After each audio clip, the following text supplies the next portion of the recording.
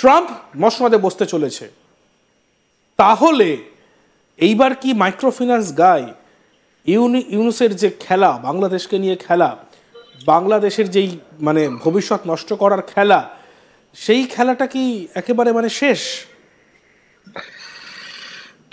এটি তো ইউনুস নিজের মুখেই স্বীকার করেছেন যে উনি সম্প্রতি সময়ে যে ইন্টারভিউ উনি দিয়েছেন, মানে লাস্ট ইন্টারভিউ উনি দিয়েছেন বাংলাদেশের একটি গণমাধ্যমে, এটি নিউজ পত্রিকায়, সেখানে উনি স্পষ্ট করে বলেছেন যে ডোনাল্ড ট্রাম্প ক্ষমতায় আসার আগে থেকেই উনি চাপে আছেন, এবং উনি বলেছেন যে ডোনাল্ড ট্রাম্প ক্ষমতায় এলে উনি কিছু মানে বিপদের আশঙ্কা করেছেন, যে দেখা যাক কি হয়। এটা নিয়ে সাংবাদিক ওনাকে প্রশ্ন করেছেন যে আপনি কি কোনো প্রস্তুতি বা কি ভাবছেন, তো বলছে দেখা যাক কি হয়। এবং উনি বলেছেন যে আমি তো আসলে এই ব্যাপারে পারদর্শী না, আমি সরকার চালাতে এসে আমাকে মানে আমি বুঝে উঠতে পারছি না কিভাবে সরকার পরিচালনা করতে হয়, কারণ এই ব্যাপারে আমার অভিজ্ঞতা নেই, তো যদি কিছু হয় না হলে না হবে। মানে উনি দায় ছেড়ে দিয়েছেন, উনি মোটামুটি আশা ছেড়ে দিয়েছেন যে উনি আর পারছেন না, উনি আর থাকছেন না। তো এই প্রসঙ্গে যেটি আমি বলছিলাম যে আমেরিকা ইতিমধ্যে বাংলাদেশ নিয়ে তোড়জোড় শুরু করেছে।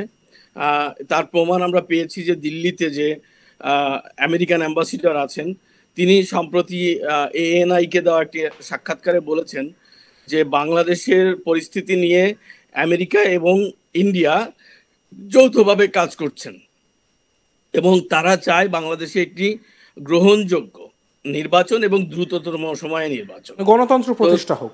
হ্যাঁ, তো গ্রহণযোগ্য নির্বাচন, দ্রুততম সময়ে নির্বাচন, দুটো বিষয় তারা চান। তো সেই কথার সঙ্গে সেখানে গ্রহণযোগ্য নির্বাচন মানে ডক্টর মোহাম্মদ ইউনুসের অধীনে নির্বাচন নয়, কারণ ডক্টর মোহাম্মদ ইউনুস একটি পক্ষের সরকার, তাকে একটি পক্ষ এনে বসিয়েছে এবং 8ই আগস্ট সে ক্ষমতা গ্রহণের পর থেকে এ যাবৎ কাল যা করেছে তা একটি রাজনৈতিক পক্ষের, রাজনৈতিক দলের বিপক্ষে অবস্থান নিয়ে করেছেন, রাজনৈতিক শক্তির বিপক্ষে অবস্থান, সিলেক্টিভ কাজ করে, সিলেক্টিভ, রাইট। তো সেই জায়গা থেকে দাঁড়িয়ে এবং যাদের বিরুদ্ধে করেছেন সেই আওয়ামী লীগ এবং তাদের যে সমমনা রাজনৈতিক দলগুলো, তাদের ভোটের সংখ্যা অনেক, প্রায় 40%। এই 40% ভোটারের সমর্থিত রাজনৈতিক শক্তিকে ফেলে রেখে তো গ্রহণযোগ্য নির্বাচন হবে না। তাহলে আমেরিকা, ভারত বা দাতা সংস্থার যে গ্রহণযোগ্য নির্বাচন, সেই গ্রহণযোগ্য নির্বাচনের প্রধান শর্ত হতে হবে আওয়ামী লীগকে নির্বাচনে আনা। আর আওয়ামী লীগকে নির্বাচনে এনে যে তারপরে যে শব্দটি যে নিরপেক্ষ নির্বাচন এবং দ্রুততম সময়ে নির্বাচন, সেই নিরপেক্ষ নির্বাচন করতে হলে এই সরকারের, এই পক্ষপাত দুষ্ট সরকারের অধীনে হবে না, কারণ এই সরকার একটি পক্ষের সরকার।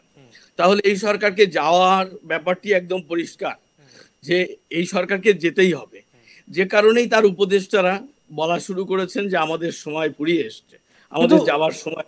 কিন্তু শহীদুল বাবু, এখানে একটা প্রশ্ন আসে, এই যে আওয়ামী লীগকে নিয়ে নির্বাচন, সেই ক্ষেত্রে তো শেখ হাসিনাকে তো দেশে ফিরতে হবে, তাহলে ইউনুস দেশ ছাড়ছেন, আর তখনও কি কিছুদিন পর মানে শেখ হাসিনা দেশে ফিরবেন?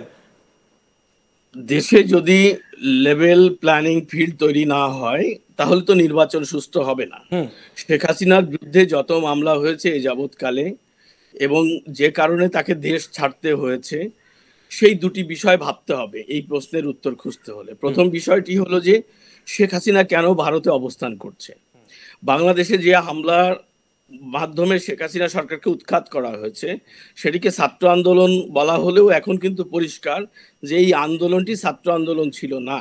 এই আন্দোলনটি পাকিস্তান এর যে গোয়েন্দা সংস্থা ISI এর সম্পৃক্ততায় একটি আন্দোলন, যাদের ইন্ধনে, যাদের পরামর্শে, যাদের পরিকল্পনায় এই আন্দোলনটি সম্পন্ন হয়েছিল এবং জীবনের মানে জীবন রক্ষার্থে শেখ হাসিনাকে ভারতে চলে আসতে হয়েছে। এবং শেখ হাসিনা কিন্তু এমন না যে দৌড়ে ভারত চলে এসেছেন, শেখ হাসিনাকে কিন্তু রাষ্ট্রীয় বিমান করে রাষ্ট্রীয় নিরাপত্তা ব্যবস্থায় ভারতে দিয়ে যাওয়া হয়েছে, মানে পৌঁছে দেওয়া হয়েছে, তো পাঠানো হয়েছে, এবং সেটি সেনাবাহিনীর কর্মকর্তা, তার যে সিকিউরিটি ফোর্স SSF সহ বিমান বাহিনীর সহায়তায় কিন্তু তাকে পাঠানো হয়েছে। তো একটা রাষ্ট্রপ্রধানকে রাষ্ট্রীয় মর্যাদায় দেশের বাড়ি থেকে আরেকটি দেশে পাঠানো হলো, তার মানে তিনি রাষ্ট্রপ্রধান হিসেবেই সেখানে গিয়েছেন, তার স্ট্যাটাস। দ্বিতীয়ত হলো যে উনি বাংলাদেশে যে সরকার ব্যবস্থা কায়েম হয়েছে, ওনাকে বিতাড়িত করার পরে, ওনাকে দেশ ছাড়া করার পরে, সেই সরকার ব্যবস্থা কোনো সংবিধান মেনে হয়নি। বাংলাদেশের যে প্রচলিত সংবিধান সেটার বাইরে একটি সরকার হয়েছে, এবং সেই সরকারটি যারা এই মানে হামলা বা এই আন্দোলনের নেতৃত্ব দিয়েছে তাদের পরামর্শে গঠিত একটি সরকার। এই সরকার সংবিধান মেনে শপথ গ্রহণ করেনি, তাদের কাঠামো সংবিধানের আলোকে হয়নি, এবং তারা যে শপথ নিয়েছেন সেটা সংবিধানের আলোকে, কিন্তু তারা যাই কাজ করছেন সেটা সংবিধানের বাইরে। তাহলে এটা একটা লেজে গোবরে অবস্থা, মানে না সংবিধান বা সংবিধান দুটোর একটাও না। এই পরিস্থিতিতে দাঁড়িয়ে এই সরকারের বৈধতা নিয়ে প্রশ্ন আছে। তারপরে এই সরকার যাদের দিয়ে যারা প্রতিষ্ঠিত হয়েছে সেখানে এসে তারা তাদের জন্যই কাজ করছে, এবং তাদের প্রত্যেকটা কাজই আওয়ামী লীগ সহ তাদের সমমনা রাজনৈতিক দলের বিপক্ষে। সুতরাং আওয়ামী লীগ সহ সমমনা রাজনৈতিক দলগুলো এই সরকারের আমলে কোনোভাবেই মাঠে থাকতে পারবে না। তাহলে যেটা বলছিলাম যে লেভেল প্ল্যানিং ফিল্ড তৈরি করতে হলে এই সরকারকে চলে যেতে হবে। এই সরকার চলে যাওয়ার পর যে নতুন কোনো সরকার আসবে বা যারা আসবে তারা একটি লেভেল প্ল্যানিং ফিল্ড তৈরি করবে, যেখানে বসে স্বচ্ছভাবে স্বাধীনভাবে সমস্ত রাজনৈতিক দলগুলো তাদের কর্মকাণ্ড পরিচালনা করতে পারবেন, এবং একটি নিরপেক্ষ নির্বাচন অনুষ্ঠান হবে। তো সেই পরিস্থিতি তৈরি হলে এই সরকার চলে গেলেই শেখ হাসিনা দেশে ফিরবেন। এইটি হচ্ছে ব্যাপার, যে শেখ হাসিনা দেশে ফেরার ব্যাপারটি, যে এই সরকারের আমলে শেখ হাসিনা দেশে ফেরা নিরাপদ নয়, কারণ এই সরকার হচ্ছে একটি পক্ষীয় সরকার, এবং তাদের অধীনে তাদের ইন্ধনে বা তাদের পৃষ্ঠপোষকতায় আওয়ামী লীগ নেতাকর্মীদের উপর হামলা মামলা হত্যাযজ্ঞ চলছে। ইভেন আওয়ামী লীগের স্থাপনা, মুক্তিযুদ্ধের স্থাপনা, বঙ্গবন্ধুর বাড়ি 32 নম্বর সহ বিভিন্ন স্থাপনায় হামলা হয়েছে। তো এই সরকার থাকলে আওয়ামী লীগকে মাঠে থাকা আওয়ামী লীগের পক্ষে সম্ভব নয়। তো স্বাভাবিক কারণেই কূটনৈতিক তৎপরতায় যে লেভেল প্ল্যানিং ফিল্ড এবং স্বচ্ছ নির্বাচন, গ্রহণযোগ্য নির্বাচন বা দ্রুততম সময়ে নির্বাচন যদি করতে হয়, তাহলে আগে এই সরকারকে তাড়াতে হবে বা এই সরকারকে বিদায় করতে হবে, তারপরে নির্বাচনের আয়োজন, এবং সেই আয়োজনে শেখ হাসিনা দেশে ফিরবেন।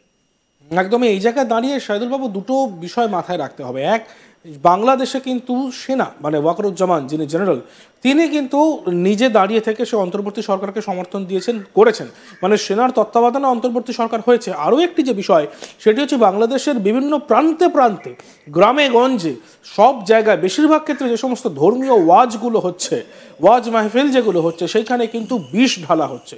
আমি কোট আনকোট বিষ ঢালা হচ্ছে এই কারণে বলছি, কারণ সেখানে ভারতের বিরুদ্ধে কথা বলা হচ্ছে, সেখানে ভারতের প্রধানমন্ত্রীকে নিয়ে কথা বলা হচ্ছে, ভারতের সেনাকে নিয়ে কথা বলা হচ্ছে, ভারতের বিরুদ্ধে রীতিমতো যুদ্ধ জিহাদ ঘোষণা করা হচ্ছে।